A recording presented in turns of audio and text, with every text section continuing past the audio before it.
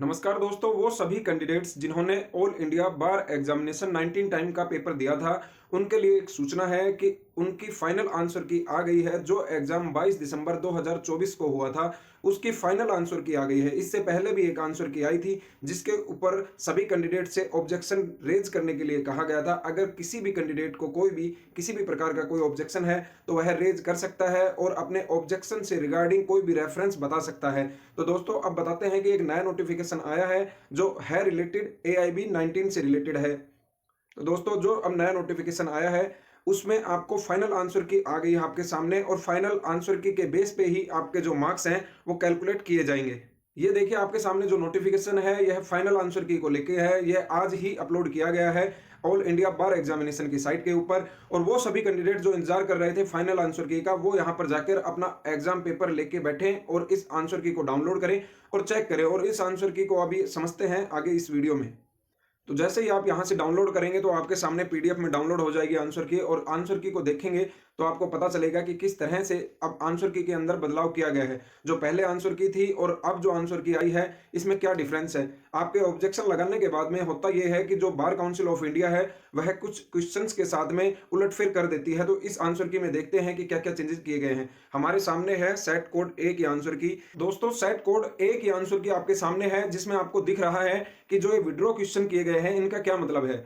अब आपके दिमाग में आ रहा होगा कि पहले जो आंसर की आई थी, उसमें तो ऐसा कुछ भी नहीं था। इसमें क्या है, ये ग्रीन जो करके हाईलाइट किया हुआ है, इसका क्या मतलब है, और जो विड्रॉन लिखा हुआ है, इसका क्या मतलब है। तो दोस्तों, इस आंसर की में देखेंगे तो आपके सामने आएगा कि 7 क्वेश्चन के लगभग आप विड्रॉ किए गए हैं। ये विड्रॉ किए गए हैं बार काउंसिल ऑफ इंडिया द्वारा। तो सबसे पहले थोड़ा सा मैं आपको समझने के लिए बता देता हूं कि 7 question bar council of India ने आपके ऑब्जेक्शन रेज होने के बाद में विड्रॉ कर लिए गए हैं। जब फर्स्ट आंसर की के अपलोड करने के बाद में सभी जो कैंडिडेट्स थे, उनसे 10 जनवरी 2025 तक ऑब्जेक्शन रेज करने के लिए पोर्टल खुला हुआ था। तो वहां पे जिन सभी कैंडिडेट्स ने ऑब्जेक्शन लगाए थे किसी क्वेश्चन को लेकर के, इसका आंसर गलत है या इसके आंसर सही नहीं है या एक क्वेश्चन ही गलत है, तो उसको लेकर बार काउंसिल ऑफ इंडिया ने भी देखा कि जब बहुत ज्यादा ऑब्जेक्शन रेज हुए हैं और वो क्वेश्चन सच में ही गलत है या फिर उसके आंसर्स जो ऑप्शंस हैं वो सभी गलत हैं, तो ऐसे क्वेश्चंस को बार काउंसिल ऑफ इंडिया ने खत्म कर दिया है। खत्म करने का मतलब है कि अब उन क्वेश्चंस के मार्क पेपर में इवेल्युएट नहीं होंगे, उनके मार्क्स की गणना नहीं की जाएगी। तो अब जो ये 7 क्वेश्चन है जो विड्रॉ कर लिए गए हैं, उसको घटाकर आपका जो टोटल पेपर है वह 93 मार्क्स का ही माना जाएगा। और अब आपके जो मार्क्स हैं उनको आप इसमें देख लेते हैं। ये विड्रॉ क्वेश्चन है, उनको हटाने के बाद में आपके टोटल मार्क्स कितने कैलकुलेट हो रहे हैं। तो उसके बाद में आपके जो पासिंग मार्क्स हैं, वो आपके पासिंग मार्क्स इस 93 में से रहेंगे, ना कि 100 में से। और दोस्तों, जो ये ग्रीन कलर के हाईलाइट किए हुए हैं, इन क्वेश्चंस के बारे में मैं आपको बता देता हूं कि ये क्वेश्चंस वो हैं जो पहले आंसर की में इनका ऑप्शन कुछ और था और अब इनका ऑप्शन कुछ और कर दिया गया है। दोस्तों, आप सभी को पता होगा कि जब भी कोई कैंडिडेट अपने LLB की पढ़ाई पूरी कर लेता है और अपने स्टेट बार काउंसिल में जाकर रजिस्ट्रेशन करवा लेता है, एनरोलमेंट करवा लेता है, तो उसके बाद में उसका टेम्परेरी एनरोलमेंट, टेम्परेरी रजिस्ट्रेशन किया जाता है। उसे परमानेंट एनरोलमेंट करवाने के लिए अपना बार काउंसिल ऑफ इंडिया का एग्जाम, जिसे ऑल इंडिया बार एग्जामिनेशन कहते हैं, वह क्लियर करना होगा, वह पास करना होगा।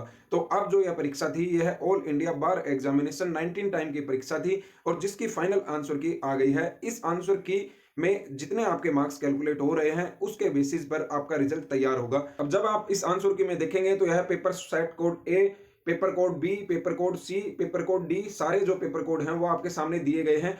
और सभी जो पेपर कोड हैं उनमें आप देखेंगे, आपको पता चलेगा कि जो 7 क्वेश्चन हैं वो विड्रॉ किए गए हैं। और सभी कोड्स में 3 क्वेश्चन हैं जिनके आंसर चेंज किए गए हैं। पहले आंसर की में दूसरे क्वेश्चन थे और उनके आंसर अलग थे, और अब जो आंसर की आपके सामने आई है, इनमें उनके आंसर्स हैं वो अलग हैं। जैसे पहले जो आंसर की आई थी, उसमें एक क्वेश्चन का आंसर बी था, तो अब उसका चेंज करने के बाद में उसका सी हो जाता है। तो उसको हाईलाइट ग्रीन कलर से करके इसमें दिखाया हुआ है आंसर की को। जैसे आप देखते हैं, तो जब हम इस सेट कोड ए में देखते हैं, तो 13 क्वेश्चन का जो ये ब्लॉक है, यह ग्रीन किया हुआ है। तो इसका मतलब यह है कि 13 क्वेश्चन का आंसर पहले सी नहीं था, कुछ और था, तो यह हाईलाइट करके दिखाया हुआ है। और 7 जो क्वेश्चन है, जो टोटल 7 क्वेश्चन है जिनको वापस ले लिया गया है बार काउंसिल ऑफ इंडिया द्वारा, वो भी बताए गए हैं। तो आप अपना पेपर लेके बैठेंगे तो आपको समझ में आ जाएगा कि कौन कौन सा क्वेश्चन विड्रॉ कर लिया गया है। वो आपका गलत था, तो आपके लिए फायदेमंद है कि आपको उसका मार्क्स ना भी मिलता और अब विड्रॉ कर लिया गया है।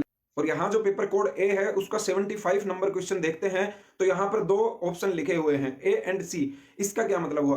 तो सभी दोस्तों को मैं बता देना चाहता हूं कि ये जो ए एंड सी है इसका मतलब है कि ए ऑप्शन अगर आपने क्लिक किया था, ए ऑप्शन आपने फिल किया था तो वह भी आपका सही है, और आपने अगर सी ऑप्शन क्लिक किया था, सी ऑप्शन आपने वहां पे ओएमआर के अंदर फिल किया था तो वो भी आपका सही है। ए एंड सी दोनों ऑप्शन ठीक हैं, दोनों ऑप्शन को बार काउंसिल ऑफ इंडिया ने ठीक माना है। अगर ये दोनों ऑप्शन भी आपने किए हैं तो इसका आपको बेनिफिट मिलेगा, इसके मार्क्स आपको मिलेंगे। तो दोस्तों मैं आप सभी से एक बात कहना चाहता हूं कि आप सभी अपने मार्क्स को कैलकुलेट कीजिए, उनको इवैल्यूएट कीजिए, और ये गणना करने के बाद में कि आपके कंप्लीट मार्क्स कितने आते हैं तो वो आप मेरे को कमेंट के जरिए बता सकते हैं। और आपको जो अपने टोटल मार्क्स हैं, जो पासिंग मार्क्स आप लेते हो, उसकी गणना आपको 100 में से नहीं करनी है, उसकी कैलकुलेशन आपको आउट ऑफ 93 करनी है। जैसे जनरल कैटेगरी के लोग हैं उन्हें 45% मार्क्स लेने थे 100 में से, तो उन्हें अब 93 में से 45% मार्क्स लेने होंगे पास होने के लिए, क्योंकि अगर 100 की जगह अब आपके 93 क्वेश्चन है, जब 93 का 45% करते हैं तो वह 41 पॉइंट कुछ आता है, लेकिन अगर आप उसको लमसम में लेके चलते हैं तो 42 के लगभग आपको मार्क्स लेने होंगे, और ऐसे ही करके आपको 93 का 40% लेना होगा पास होने के लिए, जो SC ST कैटेगरी या हैंडीकैप कैटेगरी से हैं उन सभी के लिए। तो दोस्तों ज़्यादा घबराने की बात नहीं है। सबसे पहले तो अभी आंसर की आपके सामने है, अपने मार्क्स को कैलकुलेट कीजिए और उनको देखिए कि कितने मार्क्स हैं। आप मुझे कमेंट कर सकते हैं, और कोई भी किसी भी तरह का कोई क्वेश्चन है तो आप मुझसे सीधे पूछ सकते हैं, आपके हर एक कमेंट का आंसर जरूर मिलेगा। इस वीडियो को ज़्यादा से ज़्यादा लोगों के साथ में शेयर कीजिए, जिससे कि ज़्यादा से ज़्यादा लोगों तक यह जानकारी पहुंच सके कि किस तरह से आंसर की को देखना है और किस तरह से अपने मार्क्स को कैलकुलेट करना है। दोस्तों फिर भी अगर आपके कोई डाउट रहते हैं तो आप हमसे पूछ सकते हैं। जिन कैंडिडेट्स ने चैनल को सब्सक्राइब नहीं किया है वो चैनल को सब्सक्राइब कर लीजिए इस तरह की और नई नई अपडेट्स के लिए, और जो पहले से सब्सक्राइब कर चुके हैं उनके लिए धन्यवाद। जय हिंद दोस्तों।